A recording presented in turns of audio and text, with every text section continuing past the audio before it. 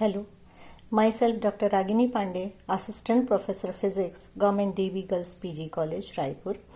I'll take Unit 4 of Electrodynamics in our syllabus, which is Electrodynamics of Moving Charge and Radiating System.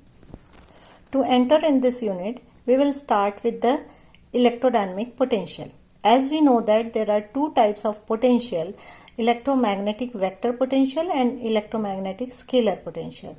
These two potential will be defined by the Maxwell's field equation.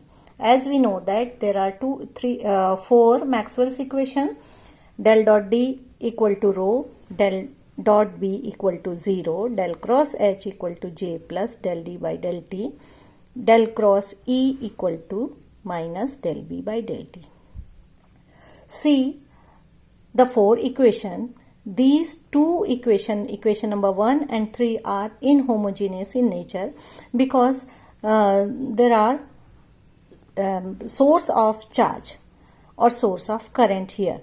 So these fields are non-homogeneous in nature. This field have source of charge.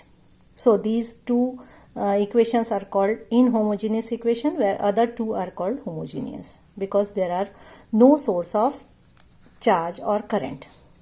So we start with the second equation, del dot B equal to 0. That is, B is solenoidal. Because divergence of any function is 0, that means the function is solenoidal. Means there is no source or sink. So B can be taken as del cross A. Why? Because divergence of curl of any function is 0. So del cross E equal to minus del by del T.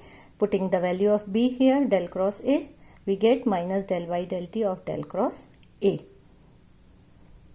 Now del cross E equal to minus del cross del A by del T, and we get finally the equation del cross E plus del A by del T equal to 0. Now we see from this equation curl of this function is 0. Curl of any function is 0, that means function is irrotational in nature, and the function can be represented by negative gradient of some scalar function, as you have studied earlier. Now E plus del A by del T equal to minus gradient of scalar function phi, say. So E equal to minus gradient phi minus del A by del T. Suppose this is equation number 3, and you can see here, if here electric field contains scalar potential and vector potential both, but if A equal to 0, then E will be minus grade phi. And you have studied earlier, electric field can be represented by negative gradient of potential.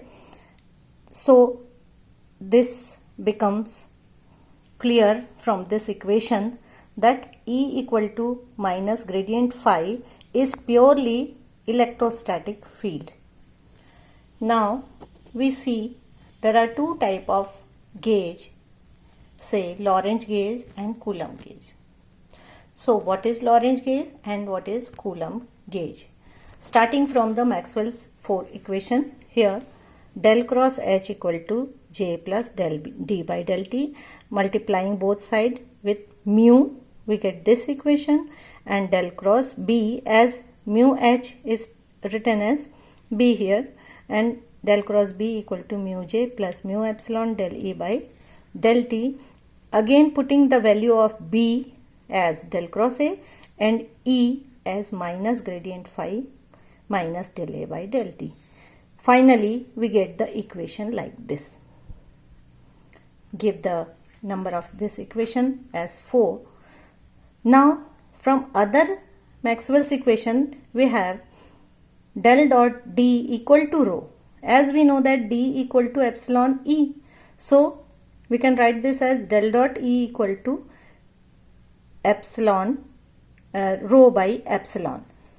So here, putting the value of E, we get minus del 2 phi minus del by del T del dot A equal to rho by epsilon, or you can write this equation as del 2 phi plus del by del T del dot A equal to minus rho by epsilon.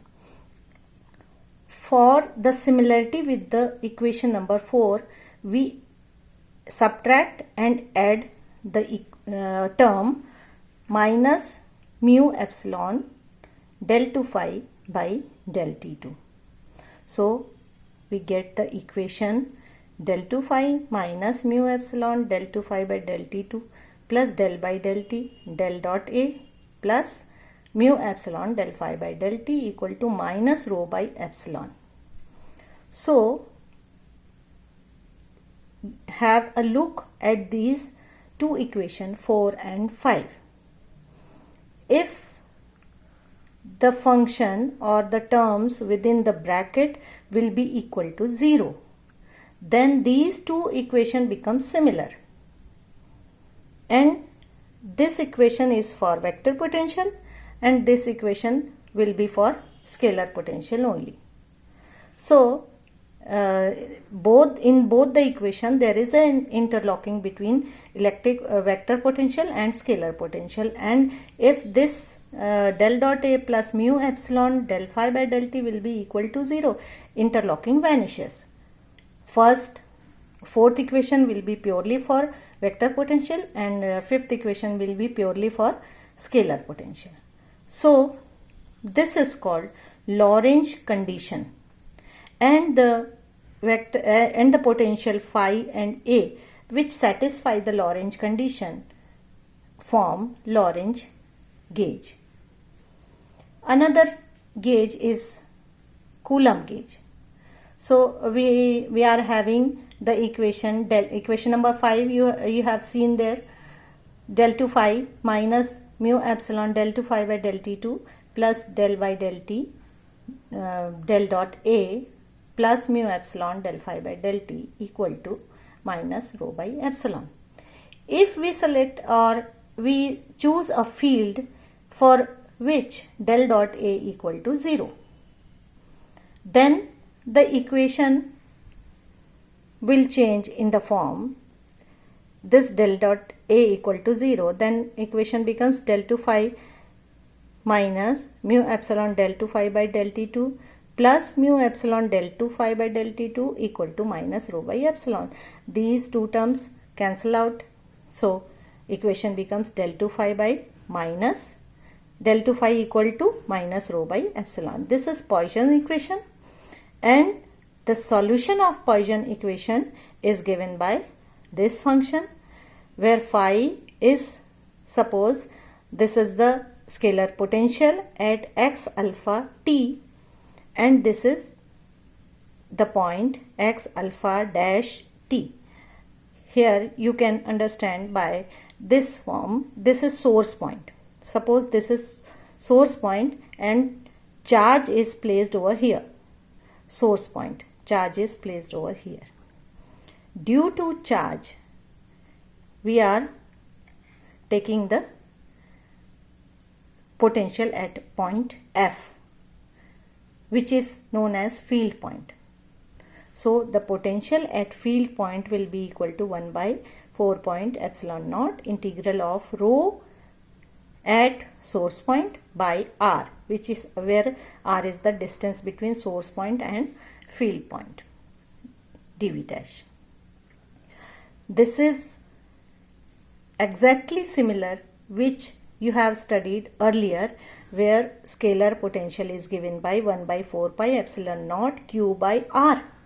So you can see integral of rho dv dash is q. So this is similar which you have studied in earlier classes.